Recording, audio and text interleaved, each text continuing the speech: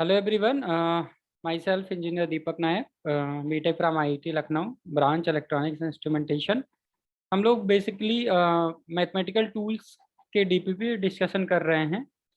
तो अभी तक हमने 3 डीपीपी के सॉल्यूशंस आपको प्रोवाइड कर दिए हैं। चौथी डीपीपी का सॉल्यूशन हम लोग प्रोवाइड करने जा रहे हैं। आज इस पे डिस्कशन का अभी टाइम है आज इसका। तो चलिए हम लोग फोर्थ डीपीपी पे डिस्कशन करते हैं, है ना। फोर्थ डीपीपी हमारा क्या है, कैसे हम लोगों ने इस पे हम लोग डिस्कशन करना है।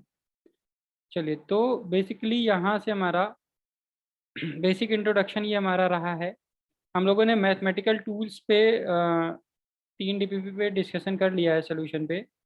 आज चौथे पेपर की बारी है, चौथे डीपीपी की बारी है ना। फोर्थ डीपीपी अभी हम लोग स्टार्ट करने जा रहे हैं। देखिए, फोर्थ डीपीपी का थोड़ा सा इंट्रोडक्शन क्या है। टोटल मार्क्स इसमें हमने 33 का रखा है। टाइम हमने 35 सेकंड का 35 मिनट का दिया हुआ है। सिंगल चॉइस क्वेश्चन जो ऑब्जेक्टिव एमसीक्यू हैं वो कितने का है, 1 से लेकर 7 तक सिंगल चॉइस है। 3 मार्क्स के एक क्वेश्चन है। एक क्वेश्चन पे हमने 3 मिनट्स दिए हैं, तो ये 7 3 21 है ना। 21 मिनट में 21 मार्क्स आपको अचीव करना है। फिर मल्टीपल चॉइस क्वेश्चन एक हमने दिया 8 नंबर का क्वेश्चन जो है, ठीक है। ये 4 मार्क्स का है, 4 मार्क्स का है, जिसको 4 मिनट में अटेम्प्ट करना है। नेक्स्ट हमारा 9 एंड 10 क्वेश्चन नंबर है, जिसको हमने 4 मार्क्स रखे हैं, 4 मार्क्स ईच। और सब्जेक्टिव क्वेश्चन है जिसपे आपको 4 नंबर मिलेंगे, 5 5 मिनट एक एक क्वेश्चन पे मिलेगा। तो मिला जुला के आपका 35 मिनट आ रहा है। टोटल मार्क्स जो आ रहा है कितना, 33। ठीक है। तो पहला जो सवाल है इस डीपीपी का, देखिए बोला है double differentiation of displacement with respect to time is acceleration, velocity, force, none of these. तो डबल डिफरेंशिएशन जो है, जो वो क्या होगा डिस्प्लेसमेंट का। सपोज ये हमारा डिस्प्लेसमेंट है एस, ठीक है। S as a function of time है, ठीक है। और अगर मैं इसको एक बार डिफरेंशिएट करता हूँ, दैट मीन्स कि ये हमारा क्या आएगा निकल के, ये वेलोसिटी आ जाता है, ये हमें पता है, ठीक है। देन अगर हम डबल डिफरेंशिएट करें डिस्प्लेसमेंट को, एक बार फिर से डिफरेंशिएट करें डिस्प्लेसमेंट वेक्टर को, ठीक है। तो ये हमें क्या दे देगा, ये बेसिकली कहेगा कि एक बार आप वेलोसिटी को डिफरेंशिएट कर दीजिए, ठीक है। और हमें पता है rate of change of velocity क्या होता है, एक्सेलरेशन होता है, ठीक है। तो ऑप्शन ए करेक्ट है, इसका एक्सेलरेशन होगा इसका आंसर, ठीक है। क्या आंसर होगा, एक्सेलरेशन होगा। क्लियर है ना। चलिए अगला सवाल देखते हैं। बोला है कि अगर if y is equals to x cube, if y is equals to x cube, then d2i/dx² क्या होगा। 6x², 6x, 3x², 3x, इसमें से क्या सही है। तो चलिए इसको करते हैं डबल डिफरेंशिएशन। dy/dx कर दीजिए आप लोग। तो dy/dx करेंगे तो 3x² आएगा। एक बार इसको फिर से आपको डिफरेंशिएट करना है, d2i/dx² करना है आपको। इसको जब डिफरेंशिएट करेंगे तो फिर से ये 3 × 2x आ जाएगा। दैट मीन्स कि ये क्या हो जाएगा, 6x हो जाएगा। तो ऑप्शन कौन सा सही है, बी ऑप्शन करेक्ट है, ठीक है बच्चों। चलिए नेक्स्ट क्वेश्चन है, if q is equals to 4v³ plus 3v², then the value of v such that there exist maxima of q। ये बोला है कि मैक्सिमा ऑफ q एग्जिस्ट अगर हमें करवाना है तो v की कितनी वैल्यू होनी चाहिए, क्या वैल्यू होगी v की जिसकी वजह से ये मैक्सिमम अकर करे, ठीक है। तो चलिए इसको हम क्या करेंगे, डिफरेंशिएट करेंगे। फर्स्ट डिफरेंशिएशन करेंगे विथ रिस्पेक्ट टू v। तो हमें समझ में आया यार, ये 4 × 3v² हो गया, प्लस 3 × 2v हो गया। क्लियर है। तो देखिए इसको हम जब ने डिफरेंशिएट किया तो ये आ गया 12v² प्लस 6v। ये dq/dv आया है हमारा।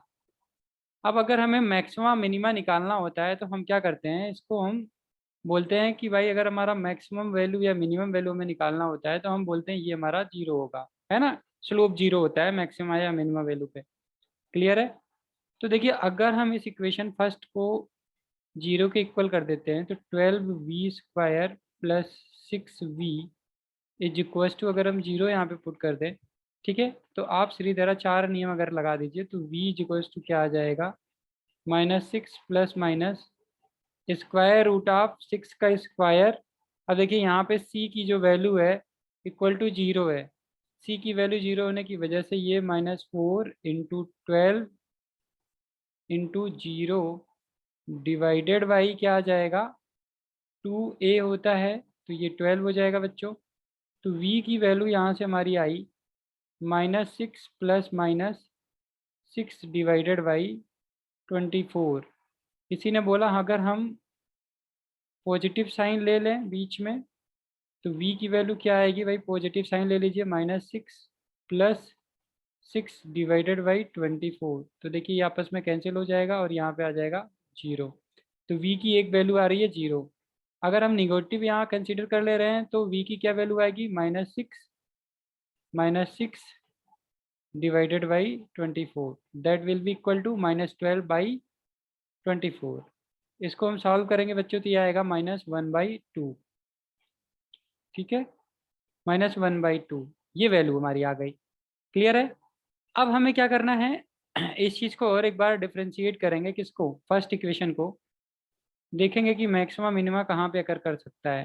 तो ठीक है, d2q divided by dv² is equals to क्या हो रहा है, ये हमारा आ रहा है 24v प्लस 6 आ रहा है, ठीक है। अब ये हमारा डबल डिफरेंशिएशन की वैल्यू है, इसको इक्वेशन सेकंड मान लीजिए।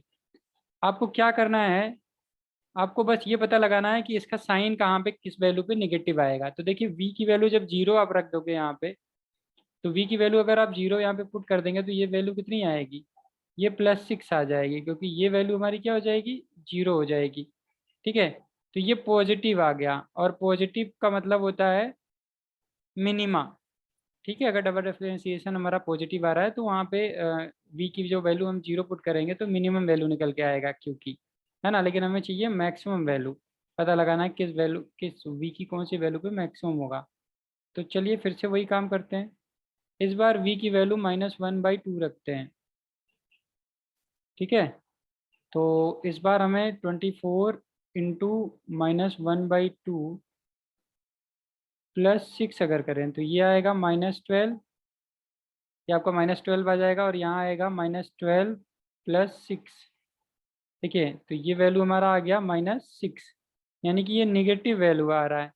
दैट मीन्स कि जब -1/2 रखोगे v की वैल्यू -1/2 पे जो q है वो मैक्सिमम वैल्यू दे रहा है, तो v की कौन सी यहाँ वैल्यू ली जाएगी, -1/2 ली जाएगी। तो बी ऑप्शन करेक्ट है। बहुत अच्छा सवाल है, काफ़ी काम आता है ये, फिजिक्स में तो बहुत इसका यूज है ना। चलिए अगला टॉपिक, अगला क्वेश्चन देखते हैं। If y is equals to 2 sin² plus tan theta है, देन डिफरेंशिएशन पूछा है dy/d क्या होगा। देखिए y की वैल्यू उन्होंने क्या दे दी, 2 sin² प्लस tan थीटा दे दिया इन्होंने। अब हमें इसे डिफरेंशिएट करना है विथ रिस्पेक्ट टू थीटा, तो चलिए कर दीजिए, dy/d theta is equals to 2 sin²θ। अब देखिए sin² है ना, इसको आप डिफरेंशिएट करना चाहेंगे तो कैसे ये होगा, इसको आप ब्रेक कर दीजिए, जैसे हमने बताया था आप इसको ब्रेक कर सकते हैं, है ना। जब आप इसको ब्रेक करके करोगे तब भी हो जाएगा आराम से सॉल्व, तब भी आराम से क्या हो जाएगा, सॉल्व हो जाएगा। नहीं अगर आपको ब्रेक करना है, दूसरे तरीके से करना है तो दूसरे तरीके से कर लीजिए, ठीक है। कैसे, देखिए अब यहाँ पे क्या करेंगे आप, sin² की जो वैल्यू है एक्चुअल में आती है sin² 1 - cos 2 theta divided by 2 हो जाएगा, प्लस tan थीटा। इसको आपको डिफ्रेंशिएट करना है, ये भी हमारा dy/d की वैल्यू है। हमने ये जो वैल्यू रखा है एक्चुअल में हमने पीछे डिस्कस करा है, sin² थीटा को हम लोग ऐसे लिख सकते हैं 1 cos 2 थीटा डिवाइडेड बाई 2 लिख सकते हैं। ठीक है, तो ये 2 से 2 कैंसिल कर दीजिए। ये भी बचा है d y d theta 1 minus cos 2 theta plus tan theta. ठीक है बच्चों, तो ये हमारा D y by d theta की वैल्यू आ रही है। क्लियर? तो इसको अगर हमें सॉल्व करना है तो हम सिंपल कर सकते हैं भाई। 1 का डिफरेंशिएशन क्या होगा? 0 होगा। माइनस कॉस 2 थीटा की वैल्यू, कॉस 2 थीटा की वैल्यू क्या हो जाएगी? Minus sine theta. तो ये माइनस साइन 2 थीटा हो गया। फिर 2 थीटा को डिफरेंशिएट करेंगे तो ये आएगा 2। और देखिए टेन थीटा का जो डिफरेंशिएशन होगा ये हो जाएगा सेक स्क्वायर थीटा हो जाएगा। तो हम लोग इस चीज़ को भी लिख सकते हैं d y by d theta is equals to, ये माइनस और ये माइनस क्या हो जाएगा? प्लस हो जाएगा और 2 आगे आ जाएगा। तो 2 sine 2 theta plus sec square theta, ये हमारा डिफरेंशिएशन आया। तो देखिए इसमें कौन सा ऑप्शन मैच कर रहा है इससे? ऑप्शन बी जो है ये बेसिकली इस आंसर से मैच कर रहा है। ठीक है, समझ में आया ये कैसे हो रहा है? चलिए आगे बढ़ें। नेक्स्ट क्वेश्चन, अब इंटीग्रेशन का सवाल है। इसमें क्या करना है आपको? इंटीग्रेशन करना है। इंटीग्रेशन कैसा है? इनडिफिनिट इंटीग्रेशन है, क्योंकि कोई लिमिट नहीं दिया है। तो चलिए डिफरेंशिएशन और इंटीग्रेशन में जो फ़र्क है वो बेसिक है, अभी आपको क्वेश्चंस की हेल्प से समझ में आ जाएगा। इसका इंटीग्रेशन क्या होगा? इसको जब इंटीग्रेट करेंगे तो पावर यहाँ पे कितना है? 3 का है। तो देखिए यहाँ पे क्या होता है, पावर हमेशा एक बढ़ता है, यानी कि 3+1 हो जाएगा और नीचे डिवाइड हो जाएगा 3+1 से। और क्योंकि इंटीग्रेशन इंडेफिनिट है तो एक इंटीग्रल कांस्टेंट आ जाएगा c। तो आंसर क्या हो गया इसका? x⁴ divided by 4 plus c हो गया। ठीक है, तो option b is correct. Clear है? आगे बढ़ें। चलिए अब आपसे पूछा है कि इंटीग्रेट करिए। किसको इंटीग्रेट करिए? 2 साइन एक्स डी एक्स को इंटीग्रेट करना है। देखिए 2 को आप बाहर लिख दीजिए, बचा कौन है? साइन एक्स डी एक्स बचा है। ठीक है, साइन एक्स का इंटीग्रेशन, जैसे कॉस एक्स का डिफरेंशिएशन क्या होता है? माइनस साइन एक्स होता है, उसी तरह से साइन एक्स का इंटीग्रेशन माइनस कॉस एक्स होता है। ठीक है, उल्टा होता है इसमें। तो देखिए ये क्या हो जाएगा? 2 माइनस कॉस एक्स, ठीक है, प्लस सी। तो ये क्या हो गया? -2 कॉस एक्स प्लस सी। क्लियर है? ये समझ में आया? तो इसका आंसर कौन सा होगा? ऑप्शन ए करेक्ट है इसका। क्लियर है बच्चों? चलिए आगे बढ़े। ओके, नेक्स्ट है if y equals to sine X then d2y by D X square will be cos X sine X minus sine X plus C. क्या होगा अगर y की वैल्यू साइन एक्स हो? तो इसको 2 बार डिफ्रेंशिएट करेंगे तो क्या आएगा, ये पूछा है। तो 2 बार डिफ्रेंशिएट करना है, तो सबसे पहले एक बार कर लेते हैं। तो ये आ गया हमारा कॉस एक्स। दोबारा जब हम कॉस एक्स को डिफ्रेंशिएट करेंगे, है ना, तो ये आ जाएगा हमारा माइनस साइन एक्स। ठीक है, ये बड़ा बेसिक सा सवाल है जो आपको तुरंत कर लेना चाहिए था। ठीक है, तो ऑप्शन कौन सा सही है? C option is correct. Clear है? चलिए, which of the following has value 0। अब इसमें पूछा है कि इनमें से कौन किसकी वैल्यू 0 होती है। तो देखिए कुछ ग्राफ आपको समझ में आता होगा, तो आपने ये चीज़ पढ़ा होगा कि ये भाई ऐसे साइन का ये कैरेक्टर होता है, ऐसे साइन भागता है। ठीक है ना, ये ओरिजिन से पास हो रहा है, ये ओरिजिन मान लीजिए यहाँ है।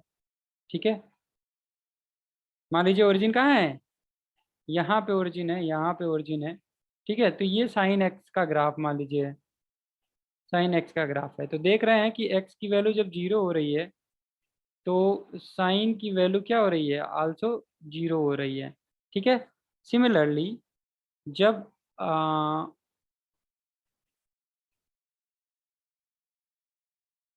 ठीक है,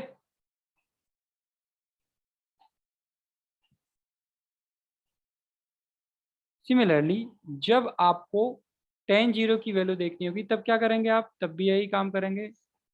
ये tan का ग्राफ कुछ इस तरह से भागता है ना, ऐसे भागता है। ये भी क्या होता है, tan 0 की वैल्यू क्या होती है एक्चुअल में, ये भी 0 होती है। ठीक है, cos 0 cot 0 इसकी वैल्यू क्या होती है, 1 होती है। ये अलग वैल्यू होती है, लेकिन इसकी वैल्यू क्या है, cos 0 की वैल्यू 1 होती है। ठीक है, तो इसका option A and option B correct है। ठीक है, जिसकी वैल्यू क्या होती है, 0 होती है, तब जब एंगल 0 होता है।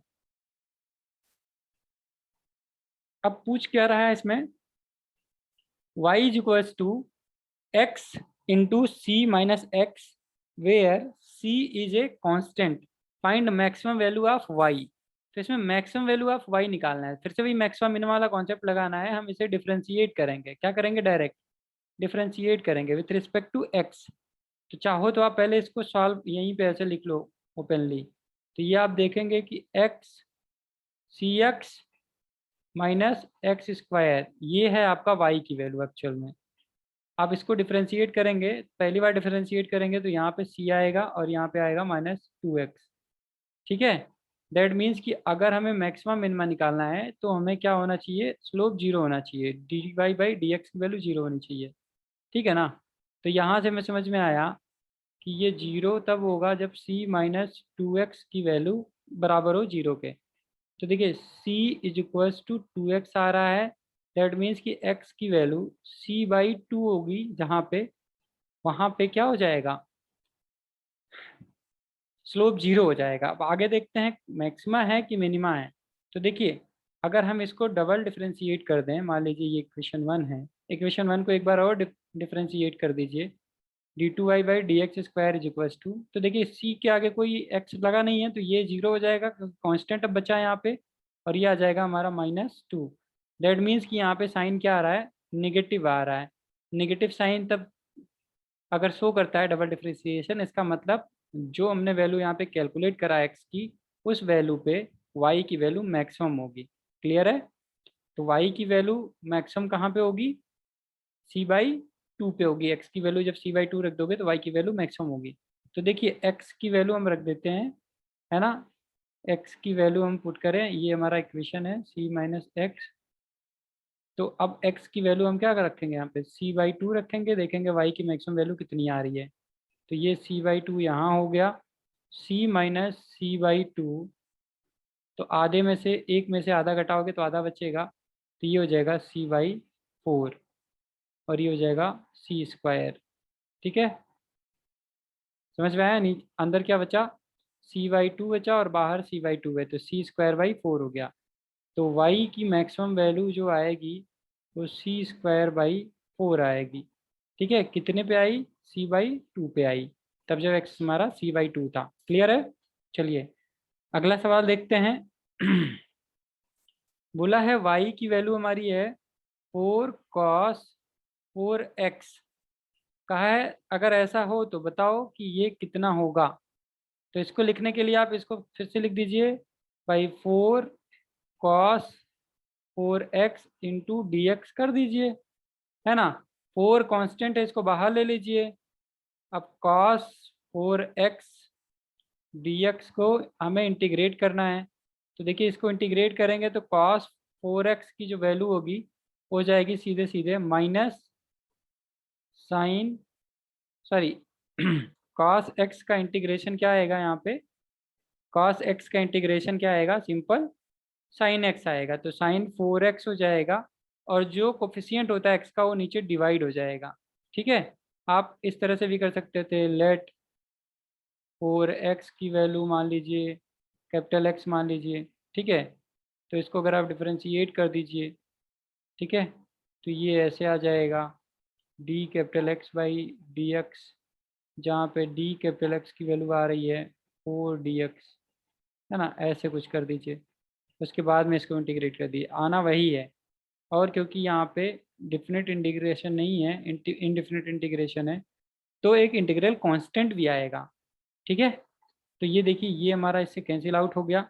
इसका आंसर क्या बच गया, इसका आंसर बना हमारा D Y sorry integration of Y D X की जो वैल्यू आ रही है यहाँ पे वो साइन 4x प्लस सी आ रहा है बेटा, ठीक है, साइन 4x प्लस सी आ रहा है। क्लियर है? तो आई होप आपको पूरा समझ में आ गया होगा सवाल कैसे कहाँ बन रहा है, कहाँ पे कौन सा ट्रिक लग रहा है, क्या कोई शॉर्टेस्ट पाथ है इस चीज़ को सॉल्व करने का, ये भी आप समझ सकते हैं तब जब आपको इसका पूरा नॉलेज हो। ठीक है, अगर आपको नॉलेज नहीं है एग्जैक्टली तो आप समझ नहीं पाएंगे और मज़ा नहीं आएगा इस चीज़ को करने के लिए। चलिए, thank you so much for watching us.